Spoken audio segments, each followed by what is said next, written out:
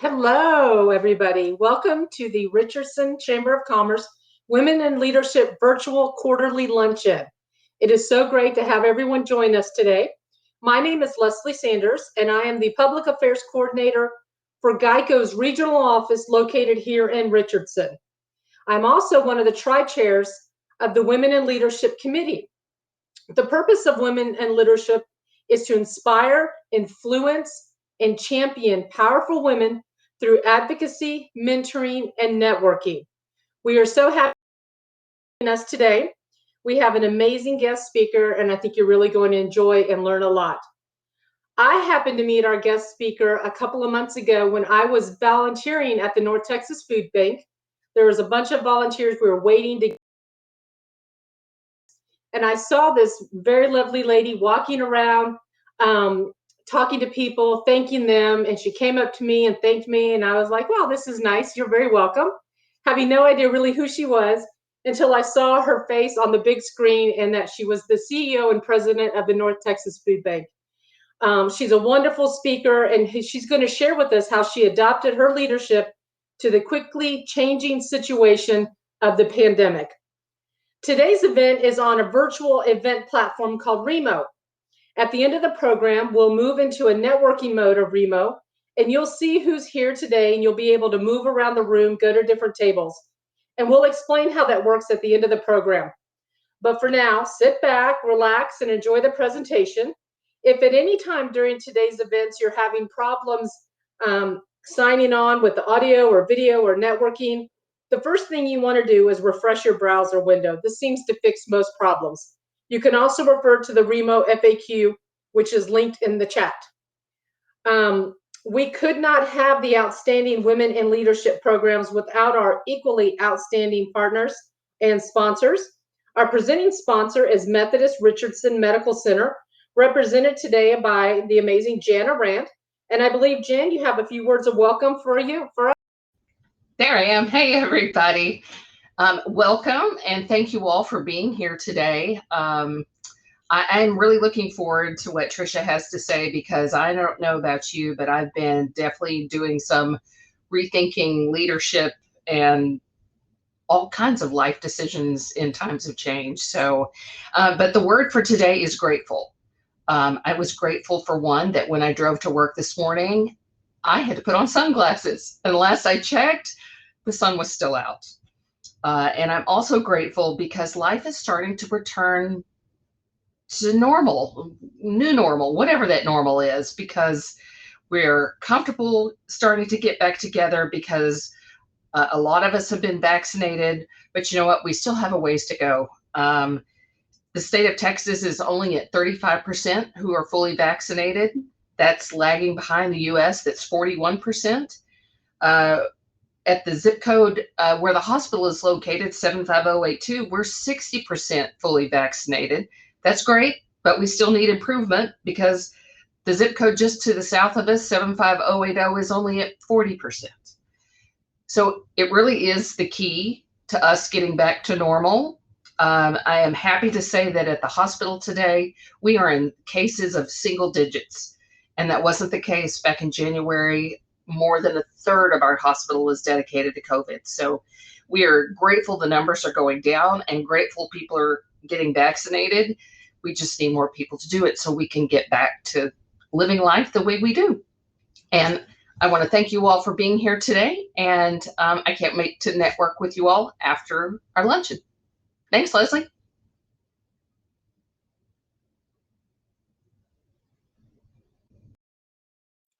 Awesome. Thank you so much, Jan. Those are great numbers, and we are so excited to hear that.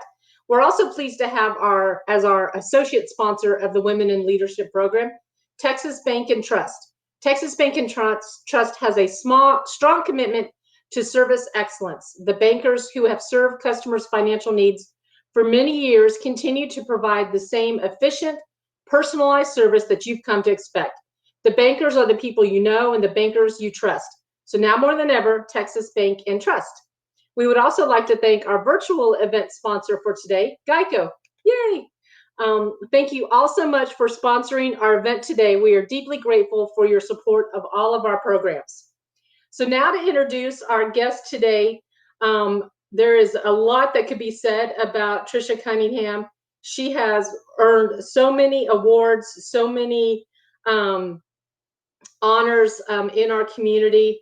So when the pandemic hit, the North Texas Food Bank instituted immediate and sweeping changes to its operations, not only to sustain its support, but to significantly increase food assistance, essentially flipping their business model. Trisha is going to share 5 leadership lessons that she's learned along the way, and hopefully we can take some notes from that. So without further ado, I'm going to go ahead and turn it over to Trisha. Thank you so much for being here today. Well, good morning, and it's great to be here. And, Leslie, thank you so much for inviting me to be a part of this luncheon and to be able to share this. I mean, I have to just first say, it's Leslie and the volunteers that are starting to come back now. It's just amazing to have you back in the house. And as Jan said, sort of getting back to that new normal, we have a lot of people that are so hungry in our community and continue to need the support and help. But I'll talk a little bit about that in the presentation. So let me try to share my screen.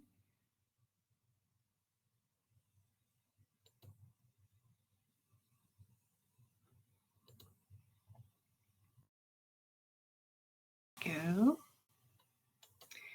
So, in reflecting back on the past year, it certainly has been a year for certain. I know everyone's life has just been a little bit crazy and a little bit upset because of, do you work from home? Do you have children at home? What do you do? But I mean, we have been there ever since the pandemic started, and not only been serving, but we've been serving at levels that are just historic in nature. So, like I said, our team was dedicated. I will tell you, the first few months in particular, every day there was some new challenge that would come our way, and our team had to be able to flex and to be able to do that. And I think, when we start thinking through this and we start thinking about what we've learned and about, how we do business as an organization, I think that's what's really important for us to sort of think through and sort of reimagine what our leadership is. Let's not let a good crisis go to waste. Let's think about what we can do better and really reimagine, how things could be different and could be better as a result of the pandemic. I'm always more of an optimist than a pessimist. And so I like to think, how do we learn from what we have gone through? So I know many of you have been out to the North Texas Food Bank and have seen the beautiful outside, but I don't know if all of you know what that big X sculpture is on the outside of our building there. We moved there into the facility back in August of 2018, and it's more central to the 13 counties that we serve was the primary reason why we moved there. But I think it's just so poignant right now that big X that's on our curb, that's actually very symbolic. It's called Lulu May's Mark. It was a sculpture that was made by Brad Oldham, a local sculptor. But that's called Lulu May's Mark after the Perot's mother, the matriarch, Lulu May. It was Ross Perot Sr. and Betty Perot's mother. And when they lived in Texarkana, they would often have hungry passersby that would be coming through during the Great Depression, and they would go to their house because they had an X on their curb that they had marked there that they knew if they went to that house that they would be able to provide them food. And it just seems very poignant now that we have this X on our curb and we have been feeding people just like us who may be just a little down on our luck. That's what Miss Lulu May would say all this time. This has just been historic hunger across our country. And to be able to know that we can proudly have this X on our curb to say that people who are hungry are nourished through our distribution network has just been incredible. And, we have so many wonderful partners in our community that have received food. Everyone in our network has had to sort of retool what they're doing to be able to make sure that we can feed people in a very different way. So we're proud to carry on this legacy from the Perot family, and we're very proud to serve as your North Texas Food Bank. So let's talk a little bit about, where we started. We are actually going to kick off our 40th year this fall with the North Texas Food Bank. I mean, it was really started to be able to help rescue food because people were hungry and there was food that was going to waste. And so we really just are trying to continue those efforts to make sure that people who need food have access to food. It's changed a lot through the years, and even this past year has changed a lot. But, I really want to emphasize that word nourished. We're talking about nourished hope, because really one of the things that we have focused on in the last several years has been on nutrition. We really want to make sure that the food that goes into someone's body is nutritious and it's going to help them to get beyond whatever the current circumstance is that they are. So it's not just about providing food, but it's also about providing nutritious food, because we know that's going to be extremely important to make sure that they get on their feet and they can regain their self-sufficiency. So a lot of people are often confused about, what is the North Texas Food Bank? Are you just a big food pantry, or what do you do? We are actually what I call more of a nonprofit logistics organization.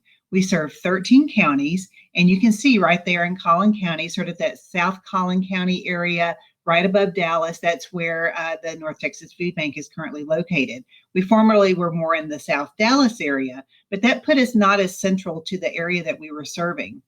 But there's just two things I really want to point out on the stats of this chart.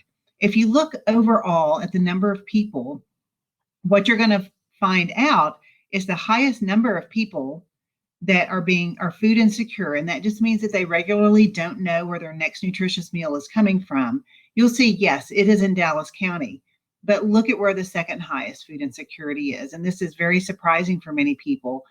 The second highest number of food insecure people is actually in Collin County. And many people don't understand, with all the growth and the wealth and the things that's happening and growing in Collin County, that we have that many food insecure neighbors that we also need help as well. And then the other thing I'd point out on this is, from our 13 counties, is you see the highest food insecurity is actually in the rural counties. And so you see over 20% in some of the counties like Delta or in Lamar County. But so higher percentages of people that need access to food. But I think the bottom line here is that hunger really exists in every zip code. So we are actually retooling and really trying to figure out, how do we make sure that anyone who is hungry has access to food, no matter what zip codes they're in, so that we can make sure that we can continue to equitably serve across these 13 counties. So who are these people that are hungry, that are food insecure, and who are those faces behind those numbers? As you can see here, according to the COVID projections from our national organization that we're a member of, Feeding America, there are nearly 800,000 North Texans who are projected to be food insecure. That includes 1 in 6 individuals, and that's compared to 1 in 8 nationally, and 1 in 5 children here in North Texas who just may not have food on their table tonight. And what's really astonishing here is that Texas leads the nation in the highest projected number of children who may be experiencing food insecurity in 2021, with 1.7 million. The North Texas Food Bank, overall, we have the 6th highest number in the country of people who are food insecure out of the 200 food banks in the food bank network, and out of the children, that goes to the 5th highest. So that's just crazy that here in North Texas, we have some of the highest food insecurity in the country. Prior to COVID, so many of those that we were serving were the working poor. And that's, as people are getting on their feet, we're going to continue to see that be the highest percentage of people that we are continuing to serve. People have to often make choices. Do I take my child to the doctor, or do I put food on the table? Same thing for senior citizens as well. You see the seniors out there that have worked their entire life, and now they're working off of a fixed income, and they're having to make a choice of, do I eat or do I pay my rent? Or do I eat or do I take my medicine? What do I do? And those are the kinds of tough choices that they have to make all the time to try to make sure that they can have access to nutritious food. And so sometimes they'll make trade-offs, and they'll purchase food that isn't as healthy. Maybe it's higher in carbohydrates, because we are only supplementing their food. We don't provide all their food, but we try to make sure that they have access to food that's healthy whenever they access it through the North Texas Food Bank and our 250 partners. So instead of me trying to tell you, pictures worth 1,000 words, I'm going to try to share a video to share you a little bit about how the food bank works. So I'm going to turn off the slide.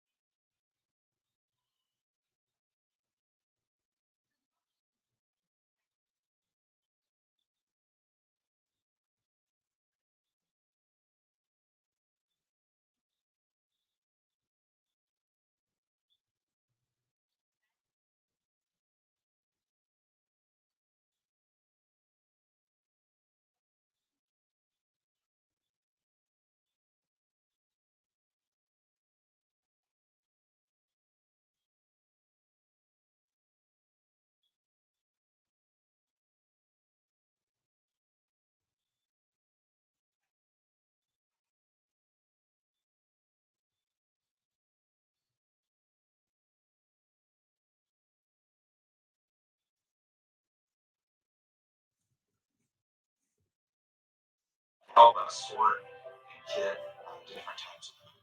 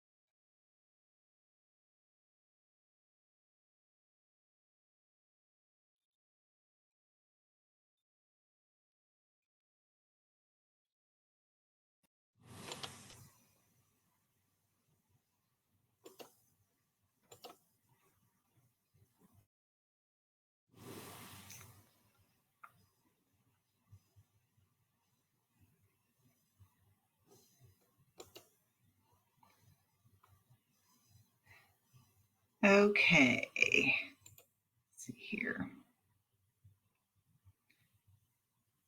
All right, I'm not sure how to get the YouTube off there. Is it? But we will continue on. I'm sharing my screen again. I'm hoping you guys can see it. See if that was, yeah, I'm not sure how to do that, but so anyway, I'm back to sharing here on the front. So hopefully that tells you a little bit of how the food bank works overall. I just think, we're a logistics organization. We bring in food. I did see a question in the chat about if we're participating in the circular economy as in rescuing food from restaurants and things. We try to pair those with partner agencies because we personally at the food bank don't directly serve. And we have to try to make sure that we follow any kind of safety protocols, or you have to have a temperature chain check to make sure that food is at the proper temperature and that it's been cared for in the right way.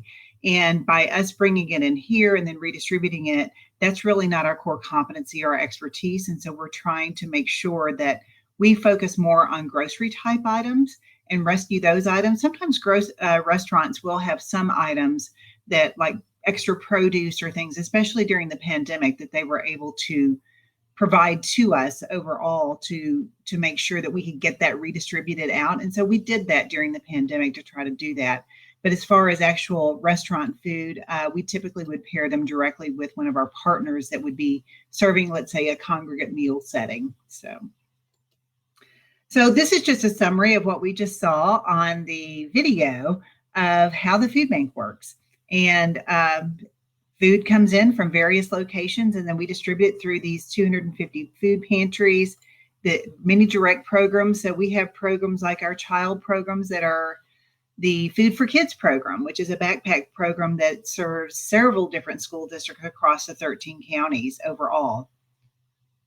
And then we also have programs through our social services team where we help those who are in need and that would qualify sign up for programs like the Supplemental Nutrition Assistance Program. And this is something that can also help supplement food, and it uses the current food chain to be able to have access to food. So let's talk about some of the that we talked about overall. First off, we have, what do you need to do? Your leadership lesson number one is, you really have to stay true to who you are. No matter what situation you're in, you want to make sure that you can follow your compass. And so our vision and mission is to make sure that we have a hunger-free, healthy North Texas, and we want to try to close the hunger gap in North Texas. So what we decided to do as a food bank is we really wanted to focus on our core competency. We work with more than 200 food pantries and organizations that provide food assistance to those out into the 13 counties. And so whenever the pandemic hit, we wanted to make sure that we could focus in on making sure that we had that food to be able to distribute out. There were a lot of other organizations that actually came to us and said, hey, can you distribute this? And can you distribute this? And can you provide vaccines? And can you do that? Well, that would have detracted us from our ability to get the food out, because we needed all the warehouse space plus some. We had offsite warehouse locations. We were doing kitting offsite. We had to do so many different things to be able to just make sure that we could get access to the food and be able to get that distributed. So, we really had to make sure, in order to make sure people were fed, that we focused on our compass and what our vision was. And we just tried to integrate everything into our daily decisions overall. It was really what we do every day throughout the pandemic, and then you just put that on steroids. And so, one problem could turn into other issues, and we just had to be able to sit back and evaluate. We did daily crisis calls. We had a pandemic task force, and so we did those during the pandemic just to make sure that everything was working properly. So this is just a picture inside our warehouse in our Plano facility, and we have to make sure that we bring food in and we get it out and we distribute it, and what inventory we have, and everything had to just really be able to be amplified during that time frame. And so, sort of going through that after following our compass, you have to really be able to trust your team and communicate frequently. I just spoke about the task force overall. We really had to collaborate. And there were organizations inside the food bank that they may not have understood that one action that they took might impact the other organization. And with so much media attention on what was happening in our community, and with so much that was coming in and out from government resources and new things that were coming on board, and the way that we distributing having to be new and different, that also created additional complications. So initially we were doing daily task force meetings, then we went to 3 times a week, and then we went to once a week, and then every 2 weeks. And it just became very natural then for our teams to be able to work together, to be able to understand what issues were and help to break those down. What resources, what barriers do you have? What resources do you need to be able to resolve those barriers? And how can we make sure that those are eliminated as quickly as possible to make sure that we can effectively serve? We empowered others. We had people that stepped up, that they leveraged expertise that they may have had. They may have been in a different role, but they stepped up and they were able to help out in a different way and how we needed them there, which was fantastic. And so we leveraged expertise that we may not have ever seen if it hadn't been for the pandemic. And so giving other people opportunities to excel and to be able to shine, to be able to use their skills in different ways, was extremely important for us to be successful here. And then we just had to support them and equip them for success. The other thing is not only internally, but we had to build trust in our community. I mean, we felt like we had a strong brand with the North Texas Food Bank, but the last thing that we want to do is we never want to disappoint anyone that is our trusted partners. That includes our those who donated to us, as well as our partner agencies. There was never a time ever that we needed to make sure that we continued to build that trust in our community. So we also tried to communicate, this is what the needs are within the community. Here's what our needs are as a food bank. This is how we're trying to meet those needs. And we're trying to make sure that we continue that constant communication so people understood where we were.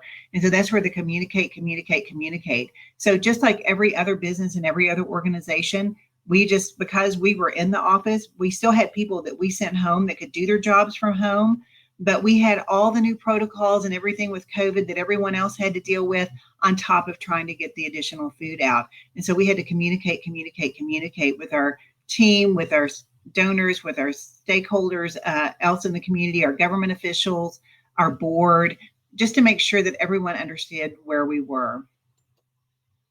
And so our third lesson here is just to really lean into our network. I mean, our people in our organizations, they were there to be able to help us to be successful. And so it was really important to make sure that we could lean into them and make sure that we could leverage what the kind of expertise that they had. So from an organizational standpoint, we had donors and board and our government elected officials to be able to say, what can we do? How can we help? And we would go to them proactively and say, hey, this is something we need. Is there a resource that you have that might be able to help us? I mean, we need additional warehouse space. Do you have something that we might be able to do? On the professional side, just really leveraging expertise and advice of those outside our organization. One of the things that we did early on is we leveraged some of the consulting organizations to just try to give us, help us to understand what we're dealing with here and how long we're going to be dealing with this and what is the impact that we should be able to have, as a result of this, being on the front lines of this pandemic whenever so many people had just such economic stress on their lives. And so, we had to sort of rethink and strategize maybe how we did something or how we did something differently overall. And then just personally, it was exhausting, still is in some respects, to continue at the pace that where we're at. And so it was so important to make sure that we gave our teams permission to lean in their personal networks. They had to make sure that they took care of themselves. We did a lot more around wellness and making sure that they took care of themselves, because we knew if they couldn't take care of themselves, they could not take care of others as well. And so for me, my family came out and volunteered with me. They spent most of last summer volunteering at many of our mobile pantry distributions because we lost a lot of our volunteers during that time frame. And so it was important to make sure that we had that. And so it's really important, if you don't have that strong network, it would have been difficult, I think, for us to have navigated because we had so many people that were coming to help us. Speaking of, this is one of the results of this sort of cooperation was the very sort of middle of March, I guess, around March 16th of last year, we were looking out and we had literally corporations that had signed up because they were sending their employees home to work. They had signed up to come to volunteer, and they were meeting their employees at the door and said, you have to go home. And this was a time whenever our needs were higher because we were having to kit food to try to make sure that we could safely distribute it in a trunk of a car versus going inside food pantries. And so we were kitting food for our own mobile distributions, but also for the distributions of so many of our partner agencies. And so we initially said, okay, what can we do? How can we do this? And so our board chair at the time, he had a relationship with a company called Shift Smart that did shift work, and with the Communities Foundation. And we knew that the hospitality industry was out of work. And so we had a win-win-win situation where we were able to put hospitality industry workers to work, volunteering at the food bank and getting paid through a fund at the Communities Foundation. This ended up being a model that scaled nationally across to other areas and other cities where they had other community foundation, because we weren't the only one experiencing this. Every other food bank in the country was experiencing this lack of volunteers as well. And then something we never ever thought that we would ever have and see is that we have National Guard that came to help us. And that was just such a blessing for us to have this resource, because they come in every day and that was their job. And so we put them to work all across our operation. Some of them that had driver's CDL license, could drive trucks. They were in their warehouse. They help box food. They help distribute food. And we still have a small group of the National Guard that are continuing to work with us even now. And so our community really has helped us all along the way. I mean, even before the pandemic, we did have volunteers. We had some volunteers that stayed with us the entire pandemic, never left, working 5 days a week, 6 days a week, right alongside us as well. And so they have been amazing for us. They're on the production floor, our mobile pantry distributions. We also have volunteer opportunities out in our garden, and even at some of our partner agencies, we redirected volunteers to that area. We added some new virtual volunteer opportunities because we knew that some people weren't able to come in, but there were other ways that they could help as well. And then we also love for people to invest in our work, and it never became more important than this past year, because we had to make sure that we had a nutritionally balanced box of food. It was about 25 pounds of food plus a bag of produce that we were distributing. Depending on the family size, they might get multiple boxes. But we had to purchase more food than we've ever purchased before. So we went from purchasing about $5 to $6 million of food per year with the pandemic to over $30 million of food this past year. So a 6x increase in what we normally had done. So every dollar that was provided to us, we could go out and bulk purchase by the semi-truckloads the food that we needed to make sure that we had the nutritious food in our warehouse to be able to serve. And then we were just wrapping up the legislative session. We also always love for folks to be able to advocate, help support our cause, things that are related to hunger policy. We just had something that was positive during the Texas legislative session that did not get passed in the last session, that simplifies the Supplemental Nutrition Assistance Program application from about 18 pages to down to about 2 pages for senior citizens who are on a fixed income where their income doesn't change, and they may have transportation issues. Many of them had not been taking advantage of it because they couldn't physically transport themselves to a facility to get recertified. This takes it where they only have to get recertified now once every 3 years if they're on that fixed income. So next leadership lesson, and this one was a hard one for me because I am very much about quality and perfection and those kind of things overall. But, sometimes you have to say, we're going to do the best we can do, and we're going to ask for some grace during the process. My number one strength, if you've ever done Strength Finders, is competition. And so to me, I want the food bank to be the best at what it does. I mean, that's just who I am. I'm about making sure, and it's because I want our community to have the best, and I want us to have the best reputation. And so, but what we had to learn was we're learning, and it was better for us to get the food out and be able to learn along the way versus to try to perfect the process and then slow things down. So for an example here, when we first started doing the pandemic and to be able to distribute produce, we were putting produce in boxes. Well, guess what happens whenever you put produce in boxes? It gets moist, and then the box starts to collapse. And then when it's on a pallet, it starts to collapse, and then that crushes your produce.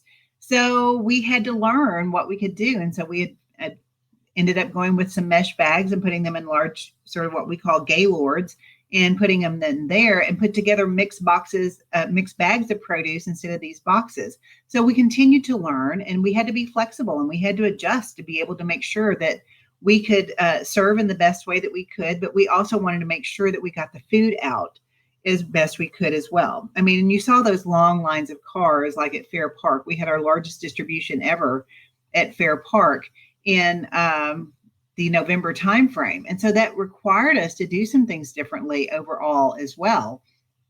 And we had to retool sort of what we had normally done. We went to the kits. We had to implement social distancing. We had the masks. We had our mobile pantries that typically would go out and serve maybe 200 to 300 families per distribution, and was primarily produce, to shifting that to also including dry goods and serving thousands, literally thousands. That the largest one we had there was 25,000 people in about 4 to 5 hours. So going from 200 to 300 people to about 25,000 people, you had to do things a lot differently. And so we had to think about what we could do. We had to scale. We had to think about our production overall and the amount of output that we had. How do we make it as efficient as possible? We went from having 1 shift a day to 3 shifts a day. Part of that was through safety, because we knew that if someone got COVID on one of the shifts, we might have to quarantine the other people that they worked with in that shift. Well, if we did that, that would have shut down the entire food bank. So we broke our warehouse and operations team into 3 different shifts. And so we worked 6 days a week, 24 hours a day, to make sure that we can continue to serve our community overall. But we found some efficiencies through that, and we'll likely continue to have at least 2 shifts. We're still 3 shifts now, but at least 2 shifts even going on, because we can more efficiently use the equipment that we have as well. We also had to remove any impediments to be able to getting the food out. And so we tried to support our partners during this time as well. We saw our community support. We saw that really stepped up, that had never stepped up before, to be able to help the food bank. And those that had stepped up wanted to say, what else can I do? And so we were just truly humbled by the outpouring of support from the community. And I know many of you have supported us. So I just want to say thank you for that in a multitude of ways, through contributions, through volunteering, through advocating, through virtual food drives, and all the things that our community has done as well. And then celebrating the team wins. Like I said, we had so many people that just stepped up. I'm just so proud of our team, how they came together during this past year. We're currently tracking to about 125 to 130 million meals for this fiscal year. Before the pandemic, we were at like 79 million meals before that. And so, I mean, we had a huge increase in the amount of meals, and that's because of our team. And we really didn't add that many more people. We did have some temporary labor, but we didn't add that many more to be able to give us that amount of output. And so we tried to make sure that we celebrated our team as much as we could and made sure that they got the gratitude. To use the word of Jan, it's really about gratitude as well. So this is just through April, just a result of sort of what we have done during the pandemic. Over 169,000 households have served. We've done over 462 of what we're calling these pandemic mobile pantry distributions. We've started to scale those down now and going back to the community model and really relying a lot more on our partner agencies. And the reason why is we want our partners to be on the front line, to be able to serve the needs of those ongoing, because they often support them not only through food, but they may have other ways that they're able to support them, either through workforce development work or some health issues, and they're able to understand why are they hungry, because hunger is just a symptom of some other economic crisis. Why are they hungry? And so they try to get to that. And so we're really trying to do more support of our partners there as well. But it's just been amazing how the community has stepped up. And what we've proven through all of this is with the resources, we can meet the needs in our community. Before the pandemic, there was still a meal gap in our community that we were not meeting. And through COVID, we have been able to show that with the adequate resources, we can meet that. And this pictorially is just really showing how that has really ramped over this past couple of years with COVID. Overall, we had that goal in 2015 to try to get to 92 million meals. And that was just those who were most in need. The actual meal gap, whenever our strategic plan in 2015 was put in place, was 130 million meals. And so that's the level that we actually believe we need to be continuing to serve at. And so that's what we're hoping to do now, is to be able to make sure that we can continue to access the resources in order to make sure that we can continue to serve at that high of level. But we also don't want to ever forget, this is why we do what we do. It's for the people like Rich. Rich, he is a client and a neighbor over in the Wiley area at Amazing Grace. He lost his job. He had 2 teenagers at home, had never needed food assistance before. And someone suggested that he went to Amazing Grace Food Pantry. And, he was very humbled and thankful and grateful for what the food pantry provided him during that time. And we hear this all the time from those that are there. Once he wants to go back to volunteer and pay back whenever he has the opportunity to get back on his feet. And I even had people that I went out this summer and I did mobile distributions myself, and many of our team did. I mean, they sort of, whatever it takes kind of attitude. They worked on the lines, they went to the mobile distributions. I worked alongside people that had lost their jobs, and they said, well, I don't really want to sit at home. I want to come. Can I come volunteer with you? And that's what they did. So we're extremely grateful for that overall. And then lesson number 5 is we've got to focus on the future. So let's not just sit on our laurels and say, okay, let's keep going and just distributing food. What more can we do? How do we use this core competency of food now to be able to address other issues? How do we address to make sure that we have geographic equity and demographic equity? How do we make sure that we can continue to grow and make sure our partner agencies can grow to truly be able to meet the needs in our community? And then also, how do we start working with other organizations that may not be traditional partners to address some of these root cause issues of hunger? So this could be health issues, it could be education, or it could be excuse me, financial stability and how they're able to make sure that they can economically. Through this pandemic, we have grown muscles that we've never knew we had. And so we're going to try to make sure that we continue to flex those and continue to try to grow those going forward as well. And every organization has done that. You've learned things, you can grow, excuse me, and scale as a result of what you've learned. So this is just a summary of the leadership lessons, and I'm happy to take any questions.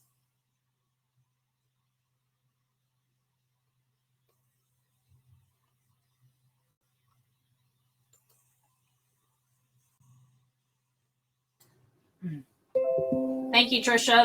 That was a lot of information, and I got like 4 or 5 pages of notes. So thanks so much for sharing.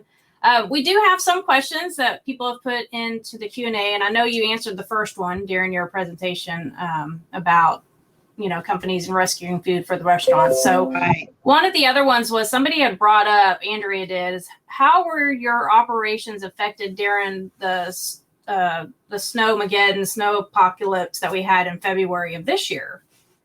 Oh, that's a really good question because, I will tell you, before the pandemic, snowmageddon would have definitely rocked us a little bit. We had to close our operations for almost a week just because it wasn't safe to get the trucks out. And many of our partners had to close during that time too. But as soon as we could, we were back out on the road and we had to get more food out. And so, that was at the end of February. In March, we distributed more food in a single month than we had ever distributed before. And so we distributed 12.5 million meals just in March. And so, that basically before we were running about 10 to 11 million. So not only did we have the pandemic, which is still very alive and well, and even people that are going back to work still have very high needs because they've exhausted their resources. And then on top of that, we had the additional needs of from the snowstorm. So we had to double and triple the output that we had in a couple of weeks that we had there.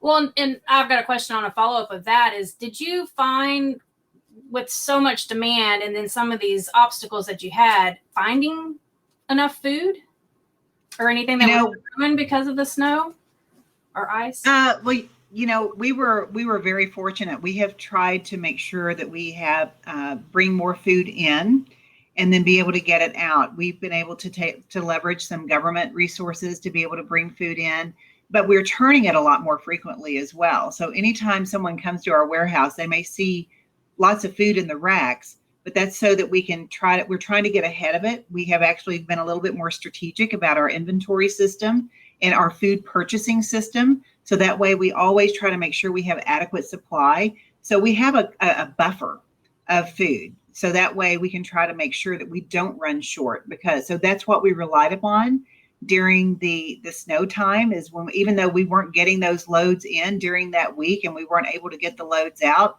we were able to leverage because of the fact that we had that strategic system in place for our food sourcing.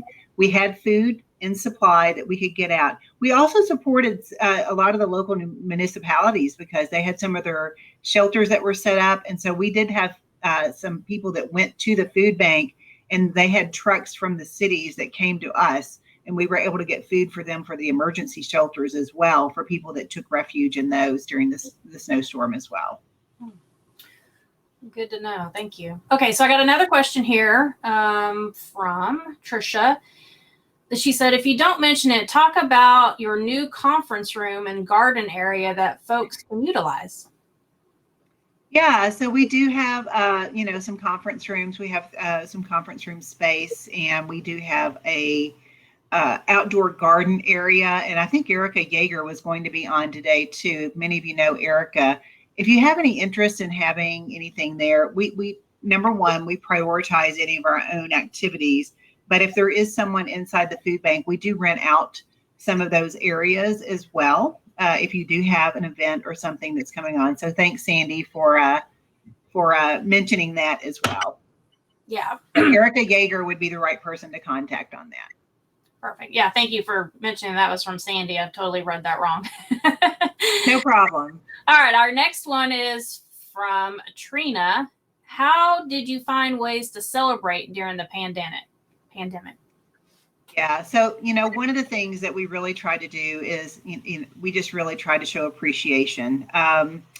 We did things. I know Erica, one of the things she would do is she would have like a little daily 15-minute get going. So that way her virtual team members and the team members that were in the office, they could have a little bit of FaceTime with each other going forward and making sure that they sort of had a little conversation time early in the morning, bring up any issues. So that was a great best practice. We brought meals in. Honestly, the way to the hearts of many of the people that work in our offices also through food, not only distributing food, but also, feeding them. So when all the restaurants were closed down, we had individuals that sponsored food trucks to be able to come in and feed our team as well as the National Guard.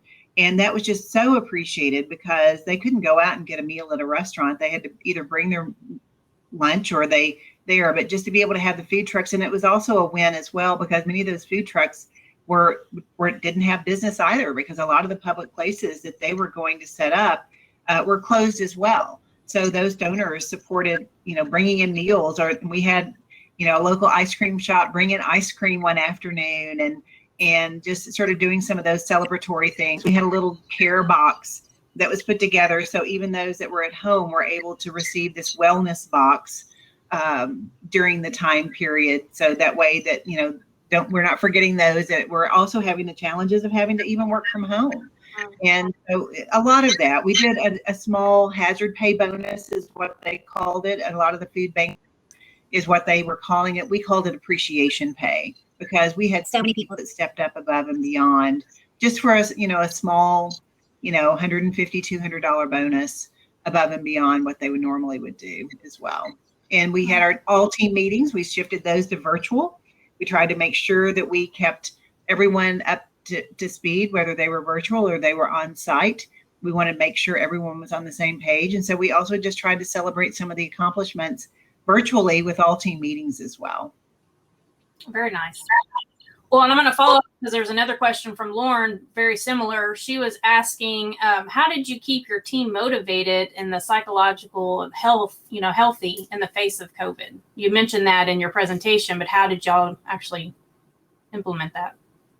One of the things that we did this year is we actually did a lot more work around making sure our employees had access to resources. So, the employee assistance programs, we know that a lot of people were stressed. We know that parents were trying to work from home and they were trying to help their children virtually.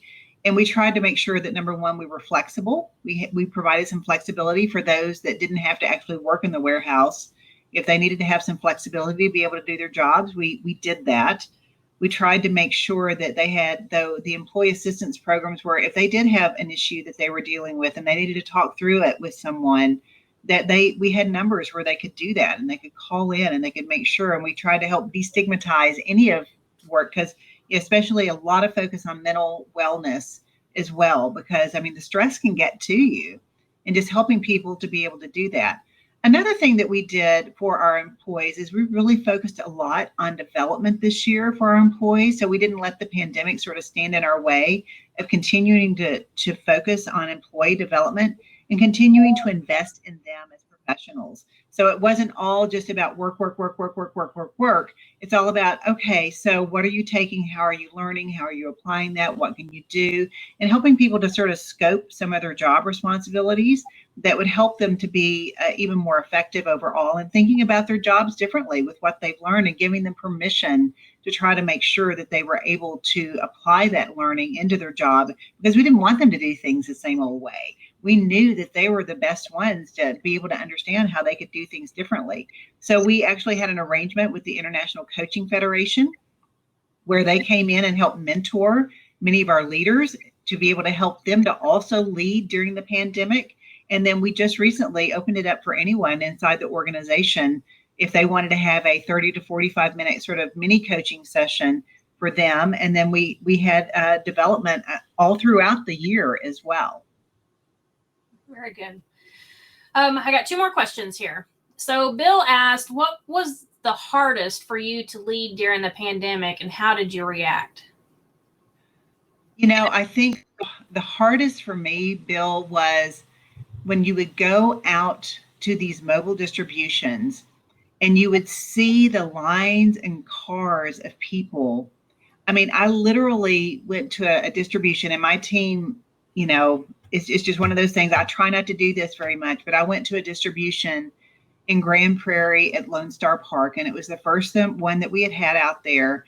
And as I was traveling over there to get off the freeway and on the access road, the lines, we weren't even open, but the line was forming even from there into the interstate over to Lone Star Park to where we were doing the distribution.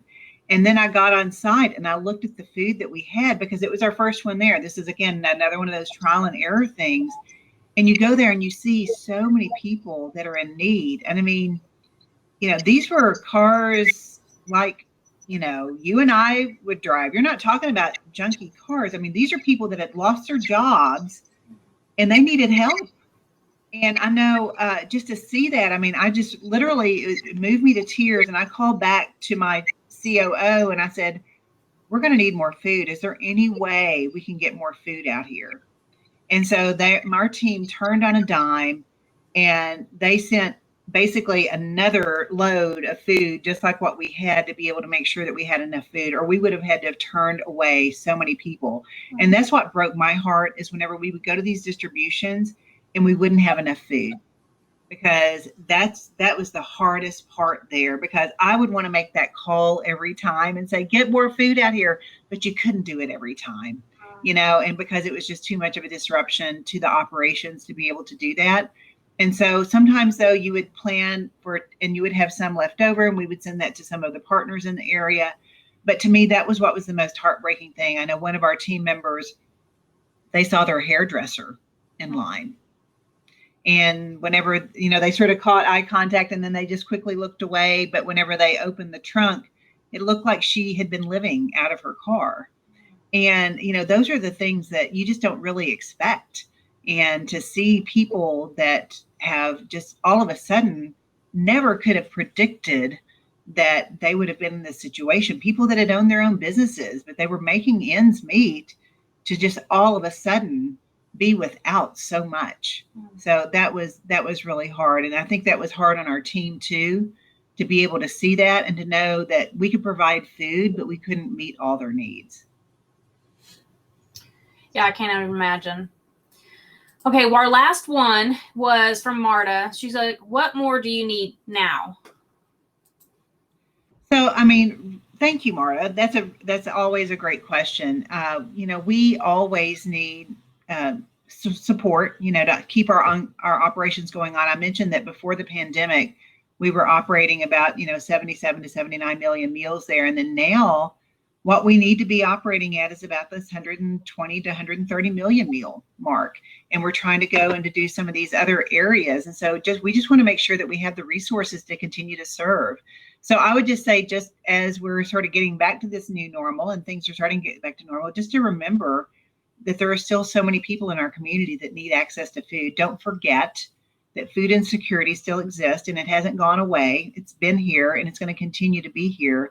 And we need to continue to have the resources to serve. And resources means financial. It means volunteers. It means making sure that there's opportunities to help share with others that may not understand about the issue of food insecurity, and just getting involved to be able to help to make sure that we can, as a community, work together to try to help make sure that there's no hungry people.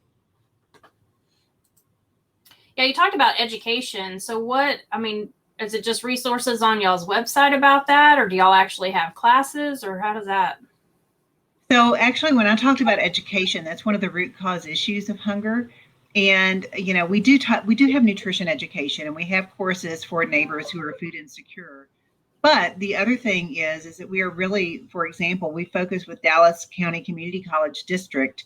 And this was even before the pandemic, but it was a great sort of pilot that we're now looking at. How do we scale that and how do we work with other educational organizations? Because we did a mobile pantry distribution there whenever I first came onto the food bank. And Dr. May, he said, how can I get this at all my campuses? And so we have actually worked, and we now have relationships with all 7 of the Dallas College campuses.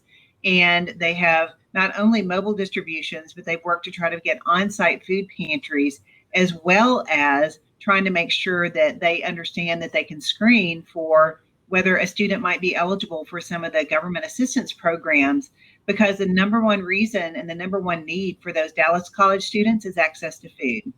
That's the number one thing that's the barrier for them to complete their education. So we know if we want to break this cycle of poverty, that the individuals need to make sure that they have a good education so that they can make a livable wage.